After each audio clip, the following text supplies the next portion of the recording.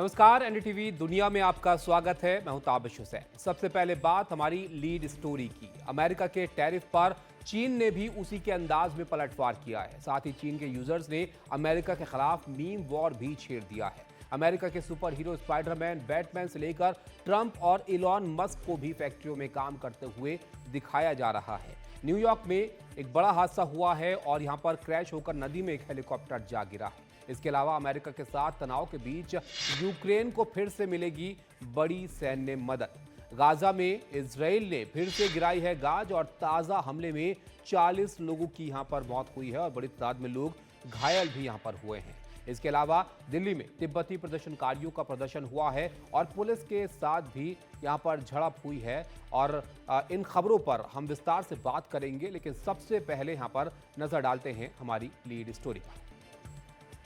America और चीन के बीच टैरिफ वॉर लगातार बढ़ता जा रहा है। अमेरिका के 145% टैरिफ के जवाब में अब चीन ने 125% टैरिफ लगा दिया है। साथ ही चीन ने कहा कि अब वो अमेरिका की तरफ से लगाए जाने वाले किसी भी अतिरिक्त टैरिफ का जवाब नहीं देगा। लेकिन टैरिफ वॉर के बीच एक और वॉर यहां पर शुरू हो गया है। मीम वॉर में चीन के लोगों ने अमेरिका के सुपर हीरो और ट्रंप, इलॉन मस्क को भी उतार दिया है। ये मीम दुनिया भर में छा गए।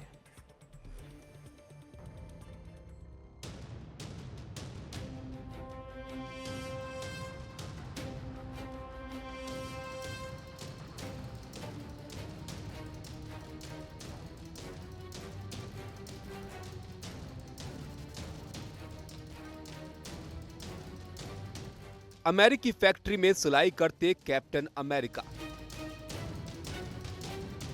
जूते बनाते the incredible Hulk, phone assemble करते सुपर हीरो बैटमैन, एसी बनाते स्पाइडरमैन, ट्रंप और एलॉन मस्क भी जूते बना रहे हैं।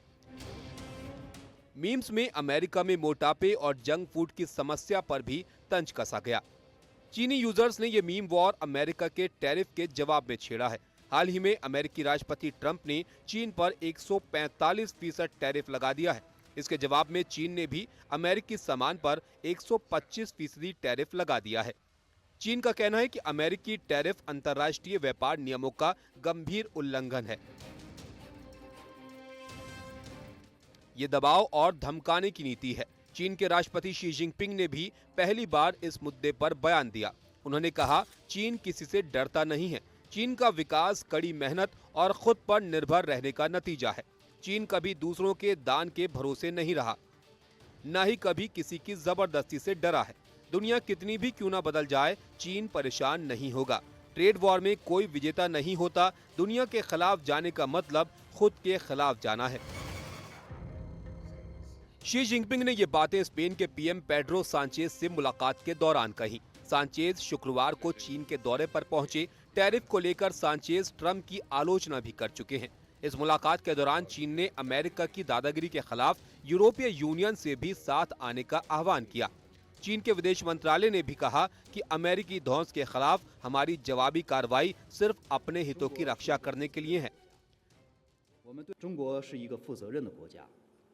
我们对美国的霸凌行径采取反制措施，既是为了维护自身的正当权益，也是为了维护国际规则和秩序，为了维护世界各国的共同利益，为了维护国际公平正义。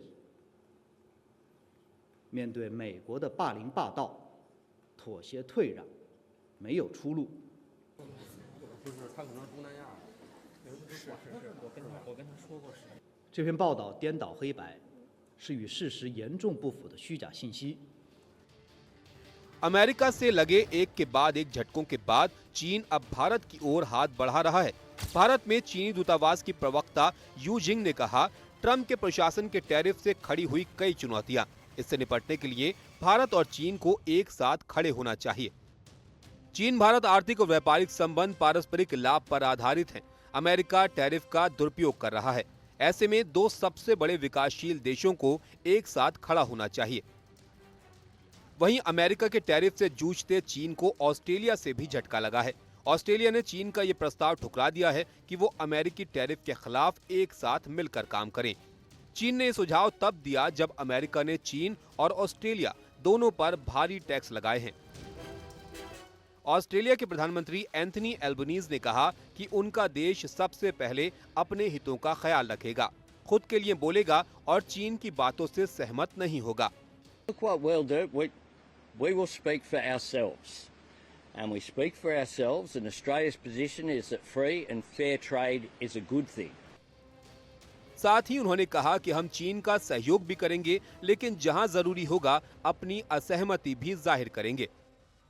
We engage with all countries, but we stand up for Australia's national interest, and we stand on our own 2 feet.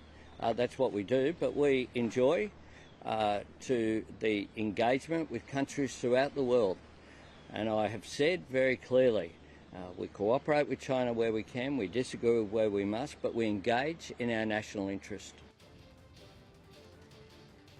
America के tariff से चीन की इलेक्ट्रॉनिक कंपनियों में अफरा तफरी का माहौल है, लेकिन इससे भारत को फायदा होता नजर आ रहा है। चीन की इलेक्ट्रॉनिक कंपनियां अब भारतीय कंपनियों को 5% तक का डिस्काउंट ऑफर कर रही हैं। टैरिफ वॉर से चीन को जो नुकसान हो रहा है, उससे भारतीय कंपनियों की चांदी हो सकती है।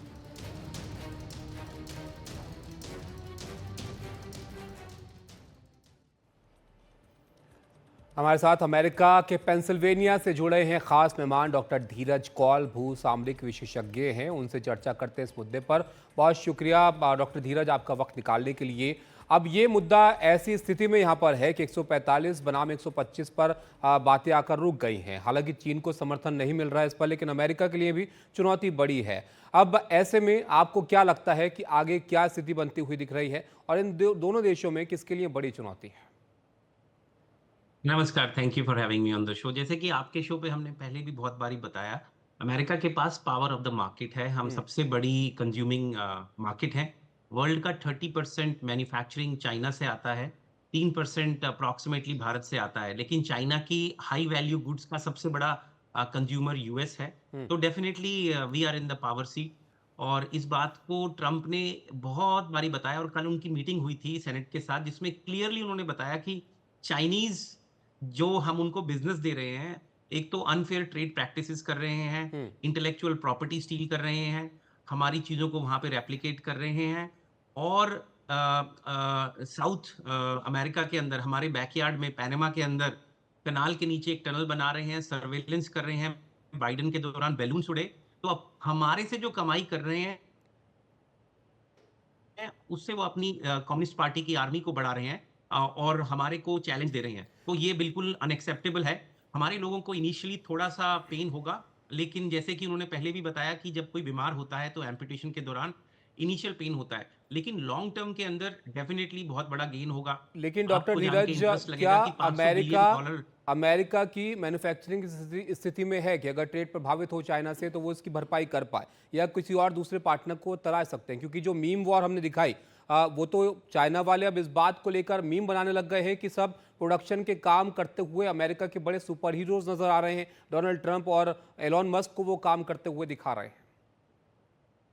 देखिए, पहली बात तो इनिशियली डेफिनेटली हमारे को ट्रेड एग्रीमेंट्स तकरीबन 15 कंट्रीज ने ऑफर कर दिए हैं एज ऑफ येस्टरडे, और 74 to 75 countries are ready to negotiate जो ट्रेड प्रैक्टिसेस हैं, क्योंकि ये वर्ल्ड ट्रेड 2.0 है, जिसके अंदर हम लोग चाहते हैं कि बराबरी का हो।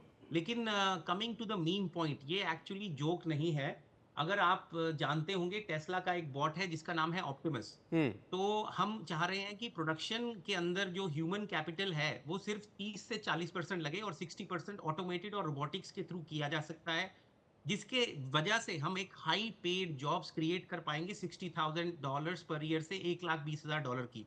उससे कम की जॉब्स के लिए यहाँ पे कोई गुंजाइश नहीं है। उसके लिए शायद कोई स्पेशल वीजा प्रोग्राम होगा, लेकिन फैक्ट्रीज के शुरू होने में देखिए हमारी फैक्ट्रीज 15% कैपेसिटी पे। लेकिन डॉक्टर धीरज, हाई पेड जॉब जरूर क्रिएट हो जाएंगी, लेकिन मास मार्केट के लिए तो जॉब का खतरा पैदा हो जाएगा ऐसे।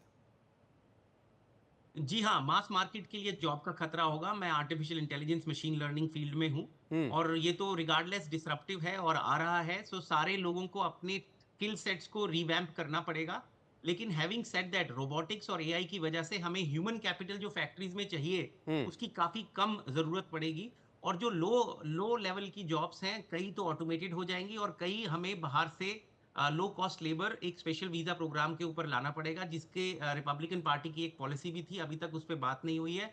लेकिन हैविंग सेड दैट कल एक बहुत बड़ा डिसीजन हुआ कि हमें पैनामा को वापस लेना है, पैनामा कनाल के कंट्रोल को हमें वापस लेना है। चाइना उसके अंडर टनल बना रहा है और यहाँ के डिफेंस मिनिस्टर ने ये क्लियर बोला कि अब पैनामा का जो प्रधानमंत्री है, जो उनकी गवर्नमेंट है, वो हमारे साथ है। और चाइना ने जो एनक्रोचमेंट पॉलिसी बना रखी है, छोटी छोटी जगहों पे पोर्ट खरीदना और कंट्रीज को बैंकरप्ट कर देना, उसके खिलाफ we have to go on a war scale, जैसे श्रीलंका में भी हुआ है। तो इंडिया के बहुत ही अच्छे परिप्रेक्ष्य में आ रहा है, क्योंकि इंडिया हैज सफर्ड, तो कहीं जी। ना कहीं चाइना को बैक सेट मिलेगा, और जो इंडस्ट्री चाइना से निकलेगी इनिशियली पहले हाँ। 1 2 3 साल तक, उसके लिए स्पेशल कॉन्ट्रैक्ट साइन होंगे इंडिया के साथ। मुझे लगता है वियतनाम के साथ हो चुके बिल्कुल, हैं, यही हो सवाल मैं रहे आपसे हैं। पूछना चाह रहा था उन्होंने डॉक्टर धीरज के ऐसी स्थिति में जहां पर अब ये 125 बनाम 145 पर बात आकर रुक गई है अमेरिका चाइना के बीच, भारत के लिए कैसी संभावनाएं आप देख रहे हैं? क्योंकि चिंताएं एप्पल जैसी कंपनी को लेकर भी उठी थी कि उनकी ज़्यादातर जो असेंबलिंग है वो चाइना में होती है, अगर वहां पर टैक्स इस तरह से लगेगा तो वो क्या करेंगे? चाइना अब विकल्प यहां पर तलाश रहा है कि उनकी मैन्युफैक्चरिंग प्रभावित हो रही है, तो वो कहां पर इस सामान को जो है वो सेल करेंगे? तो ऐसे में भारत के लिए कैसी संभावनाएं आप देख रहे हैं? देखिए, पहले तो 10 सेकंड्स में अमेरिका का जो फ्लैट टैरिफ रेट है 10% है, और 25% है मेटल, जिसके स्टील, एल्युमिनियम और ऑटो पार्ट्स, और बाकी सब पे 90 दिन का ब्रेक है, जैसे कि आप जानते हैं। लेकिन वो भी हम लोग भी समझते हैं कि कई तो चीजें हमें इंपोर्ट करनी ही पड़ेंगी जो नॉन स्ट्रेटेजिक है, जैसे टॉयज हो गया, डाइपर्स हो गए, बेसिक बेसिक चीजें। तो उसके लिए, और चीप इलेक्ट्रॉनिक्स हो गए, उसके लिए हमें थर्ड कंट्रीज चाहिए, और उनके अंदर जो डेमोक्रेटिकली हमारी वैल्यूज के साथ अलाइन होती है, हमारी नेचुरल अलाई है, जो कि इंडिया सबसे बड़ा उभर के आ रहा है, यहाँ पे टैलेंट भी है। तो इंडिया में काफी आप देखेंगे इंडस्ट्री शिफ्ट होगी। लेकिन 10 सेकंड्स में आपके दर्शकों के लिए बताना चाहूंगा, 2018 में भी ये अवसर आया था। 54 कंपनीज अमेरिका से चाइना से बाहर निकल गई because of Trump tariffs. Unfortunately उसमें से सिर्फ 3 ही भारत आई। मोस्टली उसका फायदा वियतनाम को मिला, कंबोडिया को मिला, ताइवान को मिला। और मुझे लगता है इस बारी भारत को काफी बड़ा उससे मुनाफा मिल सकता है, अगर पॉलिसीज अच्छी हो, अट्रैक्टिव हो, टैरिफ के अंदर रिबेट मिले, स्पेशल डिस्काउंट्स मिले, स्पेशल ट्रेडिंग जोन्स क्रिएट हो, तो ठीक है। भारत में प्रोडक्शन बहुत बढ़ सकता है, और ये बहुत ही तो भारत के वेलकमिंग लिए अच्छी स्टेप होगा। संभावना यहाँ पर हो और मुझे सकती है। अच्छा डॉक्टर धीरज, एक बात और यहाँ पर बताइए, क्योंकि अब ये ट्रेड वॉर एक तरह से अब बढ़ती चली जा रही है, तो यहाँ पर अमेरिका की मार्केट पर इसका कैसा असर पड़ रहा है? क्या चीज़ों के जो सामान वहाँ पर बिकते हैं मार्केट में, उसकी कीमतों पर कोई असर पड़ा है? क्योंकि आईफोन को लेकर खासतौर पर था कि वो 40% तक महंगा हो सकता है, तो क्या ऐसा कुछ फिलहाल दिख रहा है नहीं, वहाँ की मार्केट में? हाँ, 40 आईफोन एक्चुअली $2500 का बिकेगा, 1200 के अलावा। सो इट्स 120% मोर एक्सपेंसिव, जो हम कैलकुलेट कर रहे हैं, अगर यूएस में मैन्युफैक्चर होगा तो। हम्म। बात ये है कि देखिए, यूएस की इकोनॉमी आप देख रहे हैं, कोविड में मैं अटैच था स्टोरी के साथ, तो कोविड में जो डिप आया उससे कहीं तेजी से डिप इस बारी आया है मार्केट्स के अंदर। और बुधवार को जब 90 डेज का पॉज लगा तो मार्केट्स ने रिबाउंड किया। कल फिर सेल ऑफ हुआ, क्योंकि यहाँ के बॉन्ड्स, चाइना के पास 1 ट्रिलियन की इन्वेस्टमेंट है अमेरिकन इकोनॉमी में बॉन्ड्स के। जापान ने भी अपने बॉन्ड्स डंप किए, इसलिए आप देख रहे थे स्टॉक्स भी नीचे जा रहे थे, बॉन्ड्स का भी नीचे जा रहा था, और गोल्ड ऊपर जा रहा था, और डॉलर भी डिवैल्यूएट हो, बड़ा रिस्की था। लेकिन उस पे ब्रेक लगा, ये बहुत इंपॉर्टेंट है, वरना सर्कल रिपल डाउन इफेक्ट होता है। लेकिन यहाँ की इकोनॉमी के ऊपर डेफिनेटली 25-30% चीजें महंगी होंगी, क्योंकि टैरिफ का पहला बोझ कंज्यूमर पे पड़ता है। लेकिन जो टैरिफ कलेक्ट होंगे वो गवर्नमेंट चाह रही है कि वापस दे, और डोज ने जो पैसे बचाए हैं, जो $150 बिलियन हैं एज ऑफ जी। यस्टरडे, उसको भी वो वापस देना चाह बिल्कुल, रहे हैं। जाहिर तो तौर पर डोनाल्ड ट्रंप ट्रेड एक डेफिसिट को एवरेज यहाँ पर बराबर करना चाहते हैं, लेकिन जाहिर तौर पर महंगाई का असर तो अमेरिका की जनता को भी यहाँ पर झेलना पड़ेगा। अब देखते हैं कहाँ पर ये ट्रेड वॉर जाकर रुकती है। बहुत शुक्रिया डॉक्टर धीरज आपका हमारे साथ जुड़ने के लिए और विस्तार से इस मामले को यहाँ पर समझाने के लिए और अहम पहलुओं को यहाँ पर छूने के लिए। अब भारत पर असर की हम यहाँ पर बात कर रहे हैं, ये भी आप जान लीजिए कि अमेरिकी राष्ट्रपति डोनाल्ड ट्रंप द्वारा रेसिप्रोकल टैरिफ को 90 दिनों के लिए रोकने के ऐलान से भारतीय एक्सपोर्टर्स को फौरी राहत यहां पर मिली है। हालांकि 26% टैरिफ की तलवार उन पर अब भी लटक रही है। गौतम बुद्ध नगर में एक बासमती राइस एक्सपोर्ट यूनिट से हिमांशु शेखर की एक एक्सक्लूसिव ग्राउंड रिपोर्ट आपको दिखाते हैं। don't need to be heard, and they all want to negotiate. And we decided to pull the trigger. I don't blame the tariffs. I think the tariffs just sort of magnified what was happening. अमेरिकी राष्ट्रपति Donald Trump द्वारा 90 दिनों तक reciprocal tariff पर रोक के इस ऐलान के बावजूद भारतीय एक्सपोर्टर असमंजस में हैं। गौतम बुद्ध नगर की इस राइस एक्सपोर्ट यूनिट में बासमती चावल के हजारों पैक अमेरिका एक्सपोर्ट होने के लिए तैयार हैं। 3 अप्रैल को भारत पर 26% टैरिफ लगाने के ऐलान के बाद राइस एक्सपोर्टर अजय भलोटिया ने इनकी सप्लाई रोकने का फैसला किया था। रेसिप्रोकल टैरिफ से मिली 90 दिनों की छूट से अब उन्हें कुछ राहत जरूर मिली है। और मेरे पीछे आप देख सकते हैं सैकड़ों यहाँ पर बैग्स और बोरियां हैं बासमती चावल की, जिनको पैक किया जा रहा है छोटे छोटे पैक्स में, जिसको अमेरिका एक्सपोर्ट किया जाता है। मेरे साथ अजय भलोटिया हैं। तो ये कंसाइनमेंट्स कहाँ के लिए पैक किया आपने? हिमांशु जी, ये राइस जो है अमेरिका यूएस से एक्सपोर्ट करने के लिए पैक किया गया है। इसमें अमेरिकन कंपनी का नाम लिखा गया है जहाँ पे एक्सपोर्ट होगा। कौन सी कंपनी है? ये कंपनी है फॉर्चून राइस अमेरिका LLC। हाँ। ये वॉशिंगटन में बेस है। तो इसको हम लोग एक्सपोर्ट कर रहे थे, लेकिन ये शिपमेंट क्योंकि टैरिफ आने की वजह से रोक दिया गया। क्योंकि अगर अभी इसका कोई क्लियरेंस नहीं था कि कौन सी शिपमेंट पे लगेगा, कौन सा नहीं लगेगा।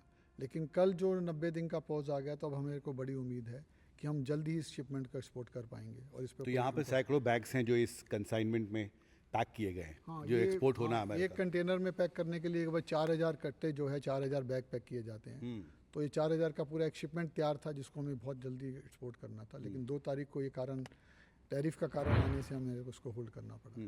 तो ये सब जो अब पैक्स हैं वो अब धीरे धीरे फिर पैक होंगे और 90 दिन के अंदर अब 90 दिन के अंदर हम इसको पूरी कोशिश करके यूएस से पहुंचा देंगे। All India rice exporters association के मुताबिक साल 2024-2025 में भारत से अमेरिका कुल 2.5 लाख मीट्रिक टन बासमती चावल का निर्यात हुआ। गैर बासमती चावल का निर्यात 0.6 लाख मीट्रिक टन था। इसकी कीमत अंतर्राष्ट्रीय बाजार में $350 मिलियन है, यानी करीब 3000 करोड़ रुपए। अब ट्रंप के टैरिफ हमले की वजह से करीब 3000 करोड़ का यह व्यापार धीमा पड़ने की आशंका है। भारत से अमेरिका बासमती चावल के एक्सपोर्ट का व्यापार सालाना 20% की रफ्तार से बढ़ रहा था, जो अब धीमा पड़ता जा रहा है। आप ये कह रहे हैं कि 90 दिन के लिए पॉज तो किया है, लेकिन 26% रेसिप्रोकल टैरिफ का फैसला पर तो अभी डोनाल्ड ट्रंप कायम है। तो वो तलवार अभी भी लटक रही है जो कृषि क्षेत्र में जो एक्सपोर्टर्स हैं। बिल्कुल लटक रही है। अगर 90 दिन की अगर वो क्लियरेंस आने में 90 दिन ही लगते हैं तो तलवार 90 दिन लटकती रहेगी। और उसकी क्लियरेंस अगर जल्दी आ जाती है, कोई 10 अगले 15 दिन में, तो डेफिनेटली कि एग्रीकल्चर प्रोड्यूस फार्मर के पैडी प्राइसेस पे, मार्केट के राइस प्राइसेस पे कोई बड़ा इम्पैक्ट नहीं आएगा। लेकिन अगर वो 90 दिन तक वेट करके होगा तो डेफिनेटली कि 90 दिन के बाद तो एक बहुत बड़ा इम्पैक्ट आएगा। तो अभी भारत से कितना बासमती चावल का एक्सपोर्ट होता है अमेरिका? भारत से 2.5 लाख मेट्रिक टन का एक्सपोर्ट होता है बासमती राइस का, और 0.06 lakh metric ton non basmati का एक्सपोर्ट होता है, जिसकी करीब वैल्यू $350 मिलियन बनती है, जो कि 3000 करोड़ के इक्विवेलेंट जिसका एक्सपोर्ट है हिंदुस्तान से। और ये अगर हम देखे जाते हैं तो पिछले वर्षों से हमेशा बढ़ता रहा है। इस साल लास्ट ईयर टू दिस साल हमारी 20% की ग्रोथ है।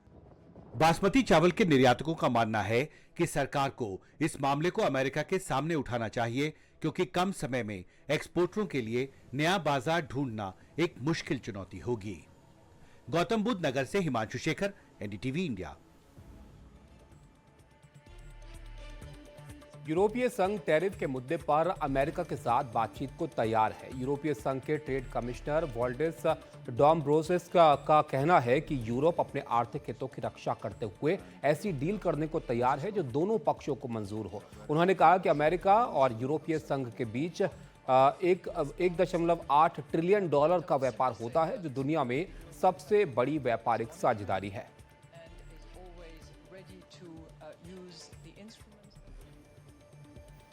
अमेरिका के न्यूयॉर्क में एक हेलीकॉप्टर क्रैश हो गया। इस हादसे में हेलीकॉप्टर में सवार सभी 6 लोगों की मौत हो गई।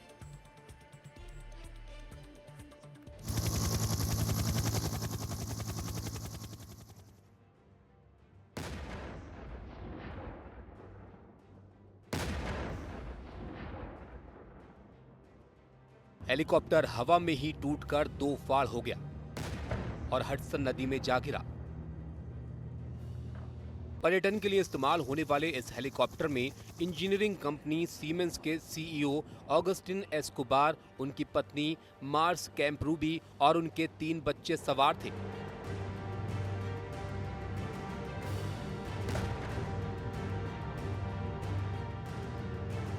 बच्चों की उम्र 4, 5 और 11 साल थी। ये परिवार स्पेन का रहने वाला था। उनके साथ 36 साल का पायलट भी मारा गया। इस हादसे के कुछ वीडियो भी सामने आए हैं, जिसमें हेलीकॉप्टर के कुछ हिस्से हवा में उछलकर नदी में गिरते हुए दिखाई दिए।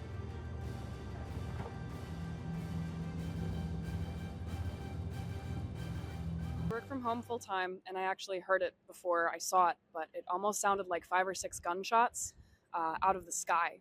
So I looked out my window and I saw a helicopter falling to pieces. I saw several pieces come off of it. They all smashed into the water. It was very scary to see. इस दुर्घटना के बाद lower Manhattan और Jersey city के बीच नदी के दोनों किनारों पर इमरजेंसी ऑपरेशन चलाया गया।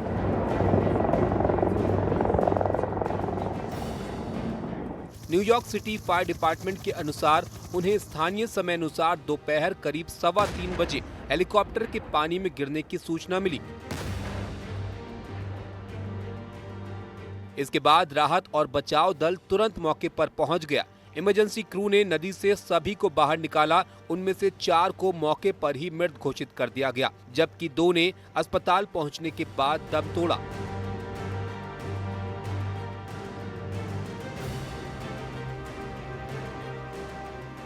Hearts go out to the family,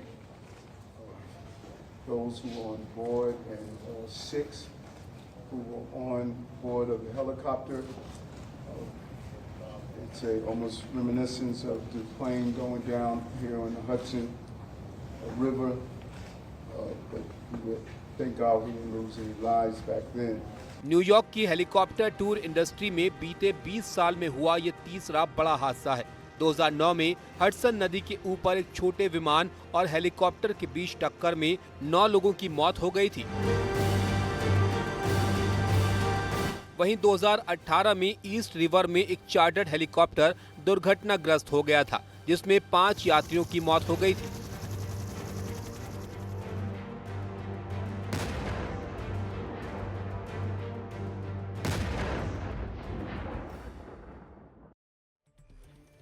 अब आपको दिखाते हैं खबरें दुनिया के कोने कोने से।